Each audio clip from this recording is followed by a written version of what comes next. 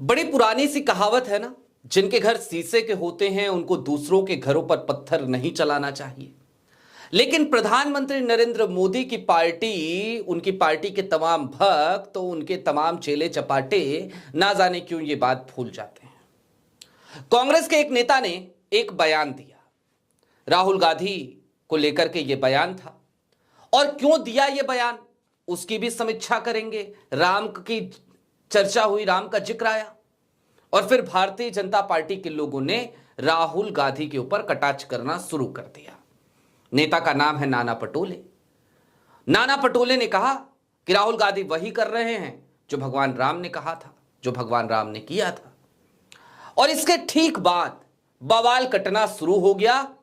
तमाम भक्त राहुल गांधी के ऊपर टूट पड़े। लेकिन इन सब के दरमियान इतिहास हालिया दिनों का क्या रहा है? भक्तों ने तो मंदिर बनवा दिए हैं प्रधानमंत्री नरेंद्र मोदी के, किसने विष्णु का अवतार कहा है, वो सारी चीजें निकलकर सामने आ गई। ठीक उसी तरीके से जैसे कि राहुल गांधी और कांग्रेस को विदेशी एजेंट बताया तो मोदी जी का ACYPL कनेक्शन सामने आ गया। अब उसी तरीके से भगवान राम की चर्चा हुई, राहुल की चर्चा हुई, और प्रधानमंत्री नरेंद्र मोदी जो खुद को खुद से नॉन बायोलॉजिकल कहते हैं, वो बुरा फंस गए। सारी बातें जरा विस्तार से करेंगे। नमस्कार, मैं स्वप्निल और आप मुद्दा देख रहे हैं। दोस्तों, आगे बढ़ें उससे पहले वही छोटी सी अपील। मुद्दा इन दिनों एक गंभीर आर्थिक संकट से जूझ रहा है। एक तरफ हमारे मेन बैंक अकाउंट बीते लंबे समय से फ्रीज चल रहे हैं, तो दूसरी तरफ हमारे 2.5 साल पुराने चैनल को हमसे लंबे समय तक छीन कर रखा गया था।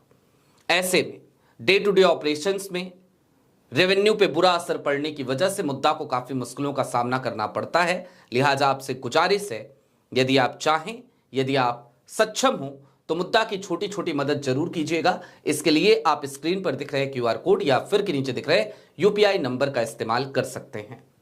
अब आगे बढ़ते हैं और सबसे पहले जरा उस स्थिति को डिकोड करते हैं जब नाना पटोले ने यह बात कही। नाना पटोले से सवाल ही ऐसा किया गया था, और ये सारे सवाल कई बार लगता है जानबूझकर किए जाते हैं ताकि किसी की जबान तो थोड़ी सी फिसल जाए। हालांकि नाना पटोले ने जो कुछ भी कहा वहां पर मैं नहीं मानता कि उनकी जबान फिसली है, वो शब्दशः सही कह रहे थे। नाना पटोले से सवाल किया गया। सवाल यह था कि भगवान राम का मंदिर बन गया अयोध्या में, राहुल गांधी अब तक दर्शन करने क्यों नहीं गए? इसके बाद PTI से बात करते हुए नाना पटोले ने कहा, see Rahul Gandhi is doing the work of Bhagwan Shri Ram. Rahul Gandhi भगवान राम का ही तो काम कर रहे हैं। Because Bhagwan Shri Ram's work was to ensure justice for harassed deprived, Rahul Gandhi is doing the same. भगवान राम का काम था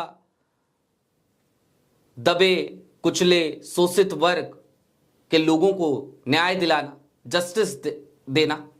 भगवान राम वही कर रहे हैं। भगवान राम ने वही किया था, राहुल वही कर रहे हैं। Rahul Gandhi is doing the same. Rahul Gandhi likes to do this service in place of doing photo session at the Ram temple. Rajiv ji was behind the opening of the lock there. और इसके आगे कहा कि राहुल गांधी वो फोटो सेशन नहीं चाहते। फोटो सेशन कराने की बजाय राम मंदिर में जाकर राहुल गांधी राम ने जो किया था वो करना ज्यादा बेहतर समझते हैं, और राम मंदिर का ताला तो राजीव गांधी ने खुलवाया था। यह बयान था नाना पटोले का। और इसके बाद से लगातार हंगामा मच गया। गोदी मीडिया से लेकर भारतीय जनता पार्टी के प्रवक्ता, नेता, तमाम चंटू बंटू, ट्विटर पे जो दोरुपल्ली ट्रोल्स हैं वो सब एक्टिव हो गए, राहुल गांधी को ट्रोल करने लगे। लेकिन जब राहुल गांधी को ट्रोल कर रहे थे तो हमने कुछ चीजें और खोजी, और अब मैं आपको वो तमाम चीजें जरा दिखाना चाहता हूं। आपकी स्क्रीन पर सबसे पहले एक तस्वीर है।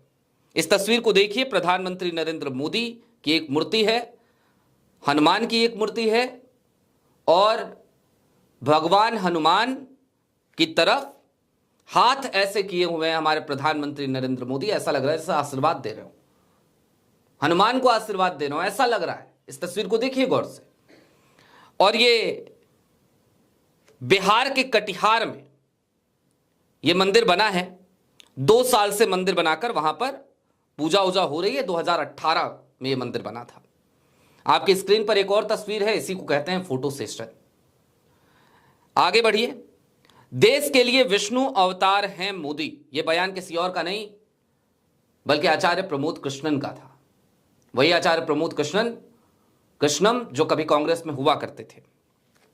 एक और खबर आपकी स्क्रीन पर। बीजेपी विधायक ने पीएम मोदी को बनाया भगवान विश्वकर्मा। हरिभूषण बचौल अगरबत्ती दिखाते हुए बोले, मोदी शरणम गच्छामि और मोदी नाम केवलम। ये भारतीय जनता पार्टी के विधायक हैं। इन्होंने विश्वकर्मा जयंती पर, चूंकि उसी दिन प्रधानमंत्री का जन्मदिवस भी होता है, 17 सितंबर की तारीख होती है, तो बकायदा विश्वकर्मा भगवान की तरह प्रधानमंत्री नरेंद्र मोदी की तस्वीर बनाई गई, मूर्ति उर्ति लगाई गई और खूब पूजा पाठ किया गया। एक और पटना की खबर। जन्मदिन पर पटना में प्रधानमंत्री नरेंद्र मोदी की भगवान विश्वकर्मा जैसी पूजा, दूध से अभिषेक और आरती। देखा आपने, ये तमाम चीजें तो कहीं विधायक कर रहे हैं, कहीं भाजपा के नेता कर रहे हैं, अंधभक्त कर रहे हैं, चेले चपाटे कर रहे हैं। जबकि नाना पटोले ने तो कोई कंपेयर नहीं किया भाई। उन्होंने तो ये कहा कि राहुल गांधी जो कर रहे हैं वो वही कर रहे हैं जो भगवान राम ने किया था। अब इससे थोड़ा सा और आगे बढ़ने की जरूरत है। आपको याद है 2024 का लोकसभा चुनाव चल रहा था। एक बड़ी मशहूर एंकर हैं, एंकर पर्सन हैं, न्यूज 18 में है इस समय, नाम है रूबिका लियाकत। प्रधानमंत्री नरेंद्र मोदी का इंटरव्यू कर रही थी। जो भक्तों ने किया वो बात छोड़ दीजिए, जो प्रधानमंत्री ने कहा हम उसी को याद कर लेते हैं। जरा क्या कहा था प्रधानमंत्री ने? कहा था, ऐसा लगता है मैं नॉन बायोलॉजिकल हूं, भगवान ने मुझे भेजा है। खुद को खुद से ही अवतार बता रहे थे प्रधानमंत्री नरेंद्र मोदी 2024 के चुनाव के मद्देनजर। तो जो व्यक्ति खुद से खुद को अवतार बताए वो ज्यादा शर्मसार करने वाली बात है, या फिर कि राहुल गांधी भगवान राम के आदर्शों पे चल रहे हैं, न्याय के लिए शोषित वर्ग के संघर्ष कर रहे हैं, यह कहना ज्यादा शर्मनाक है? आप बताइए। निश्चित तौर पर आज की तारीख में यह बात कहने में किसी को कोई दो राय नहीं होनी चाहिए कि भक्तों ने प्रधानमंत्री नरेंद्र मोदी को एक बार फिर से फंसाया है और बुरा फंसाया है। और प्रधानमंत्री नरेंद्र मोदी ने खुद अपनी वाहवाही लूटने के चक्कर में कई बार ऐसे बयान दिए हैं कि अगर उन बयानों की हम फहरिस्त बनाएं तो प्रधानमंत्री नरेंद्र मोदी ऐसा लगता है जैसे यही बताते नजर आते हो कि उनका तो डायरेक्ट कनेक्शन है ऊपर वाले से। 2014 याद कीजिए, प्रधानमंत्री नरेंद्र मोदी आए वाराणसी, 2013 का साल था। क्या कह रहे थे? मुझे तो मां गंगा ने बुलाया है। तो कभी मां गंगा बुलाती हैं, कभी भगवान भेज देता है, नॉन बायोलॉजिकल हैं, कभी मंदिर बन जाता है, भगवान हनुमान को आशीर्वाद देती हुई मूर्ति लग जाती है, कभी विश्वकर्मा भगवान के रूप में मूर्ति लगती है, प्रतिमा लगती है, पूजा पाठ होता है, दूध से अभिषेक होता है, भगवान की तरह पूजा की जाती है, ये सब कुछ होता है। राहुल गांधी की तो कम से कम कोई मूर्ति ऐसी नहीं लगती।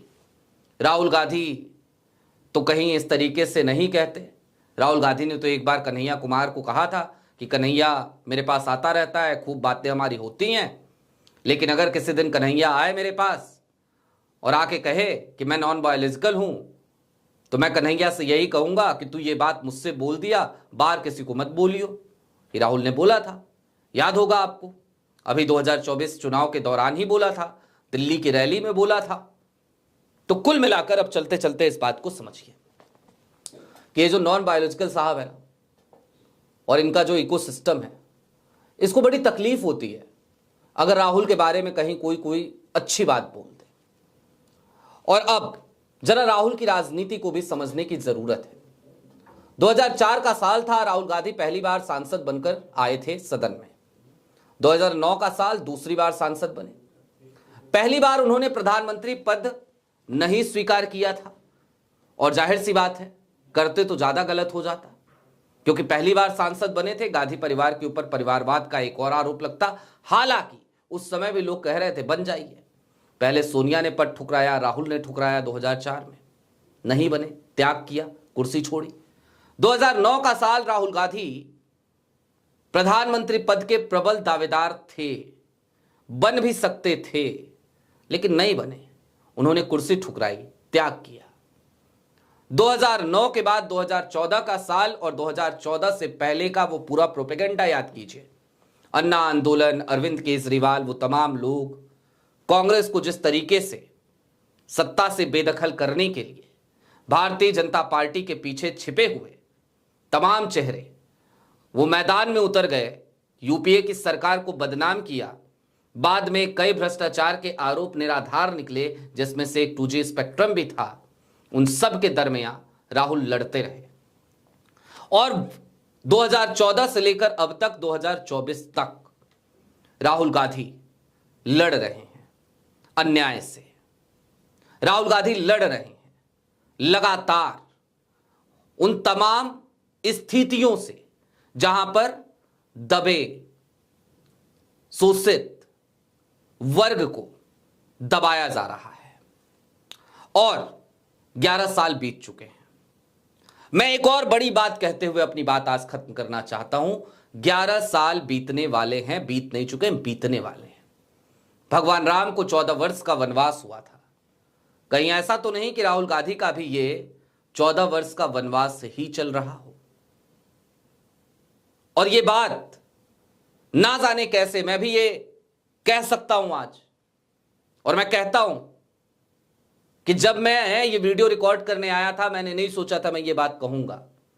ऐसा लगता है जैसे भगवान ने मुझसे कहलवाया है, ऐसा लगता है मुझे। अब इस पे भी अगर भक्तों को आपत्ति हो तो आपत्ति करते रहें, लेकिन हां इतना तो तय है कि नाना पटोले ने जो कहा शब्दशः सही कहा, और भक्तों ने उसके पीछे जब बैंड बाजा लेकर निकले तो अपने ही अवतारी पुरुष की, नॉन बायोलॉजिकल साहेब की पोल पट्टी खोल दी।